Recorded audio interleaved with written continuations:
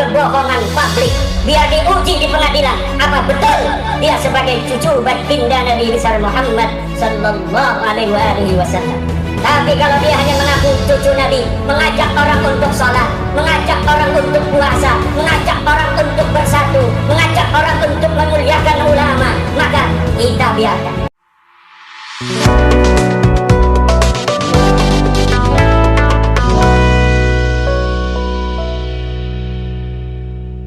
Assalamualaikum warahmatullahi wabarakatuh. Sobat sekalian, bagaimana kabarnya? Mudah-mudahan dalam keadaan sehat walafiat tanpa kurang suatu apapun.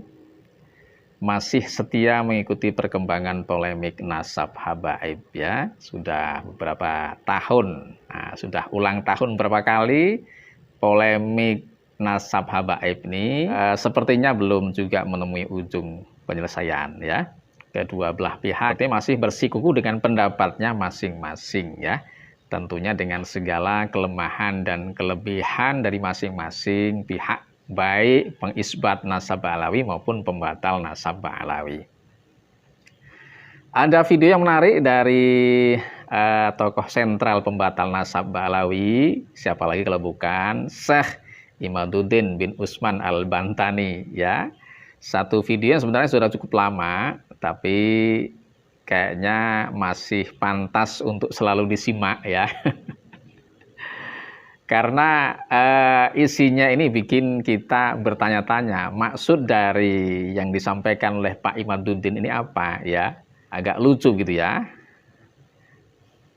Agak absurd begitu, nggak jelas ya.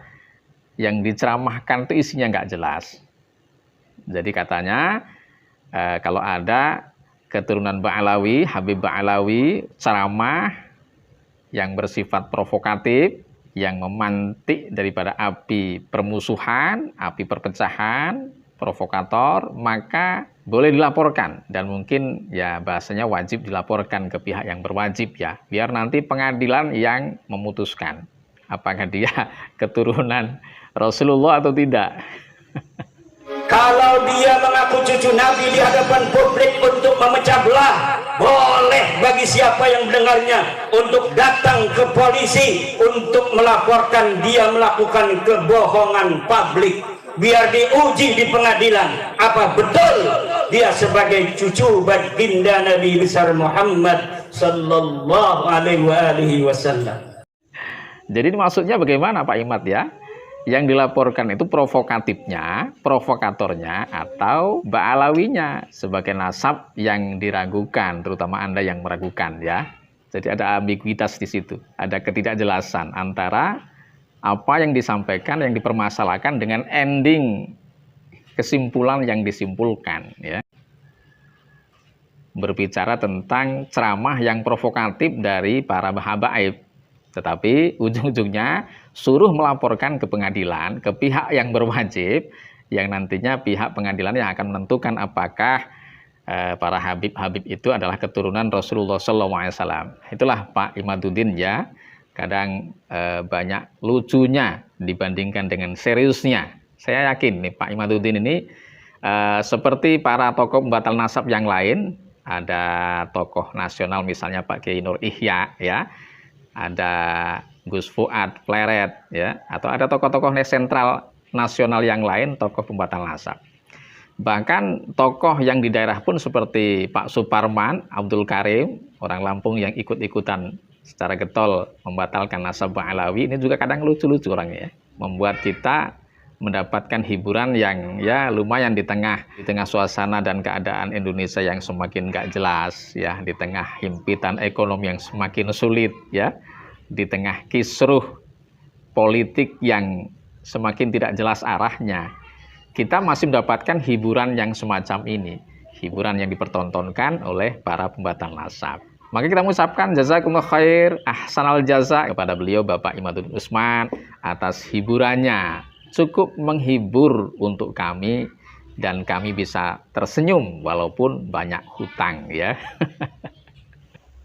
Ya, kembali ke video tadi, seharusnya Pak Kiai Imaduddin ini melaporkan provokatifnya, bukan melaporkan status habaibnya sebagai keturunan Nabi yang diragukan. Itu baru pas Pak ya.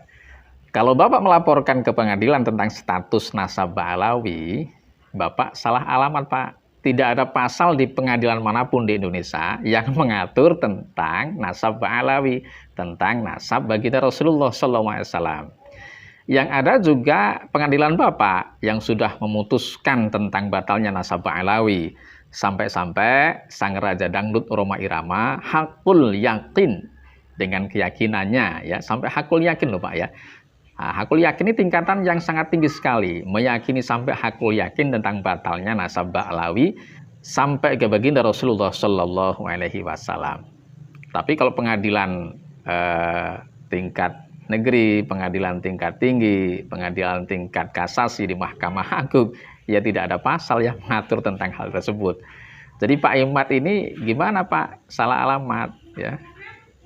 Jadi para pendukungnya boleh tinggalkan kolom komentar nih di kolom komentar saya. Jangan lupa juga yang belum subscribe, para pendukung Pak Imad, para imaders juga, ayo di subscribe channel ini ya, agar kita lebih ada, agar kita sambung tali silaturahminya, jangan sampai putus ya. Dan Pak Kiai Imad ini juga rupanya mengaku-ngaku sebagai keturunan dari Sultan Hasanuddin ya. Seperti yang masyhur kita ketahui di masyarakat, Sultan Hasanuddin ini katanya terkonfirmasi nasabnya sambung sampai baginda Rasulullah Shallallahu Alaihi Wasallam. Tetapi pengakuan Kiai Imaduddin ini ternyata mendapatkan respon yang cukup mengejutkan dari pihak keluarga Sultan Hasanuddin ya. Dari pihak dzurriyyah Sultan Hasanuddin, mereka kompak menolak kalau Kiai Imaduddin merupakan bagian dari dzurriyyah Sultan Hasanuddin. Dan mereka juga menantang nih Kiai Imad untuk berani tes DNA dan juga minta syarat-syarat kitab sezaman ya katanya ya, untuk membuktikan kebenaran pengakuan Kiai Imaduddin. Ya ini memang dinamika polemik nasab ya. Sekali lagi kami sangat terhibur dengan pertunjukan orasi yang dibawakan oleh Pak Kiai Imaduddin, berorasi dengan begitu gagahnya, dengan seragam ulamanya, surbanya, jubahnya, ini luar biasa sekali. Melihat, memandang wajahnya, mendengarkan orasi ceramahnya ini sangat luar biasa sekali ya. Benar-benar membuat kami terhibur sebagai masyarakat Indonesia.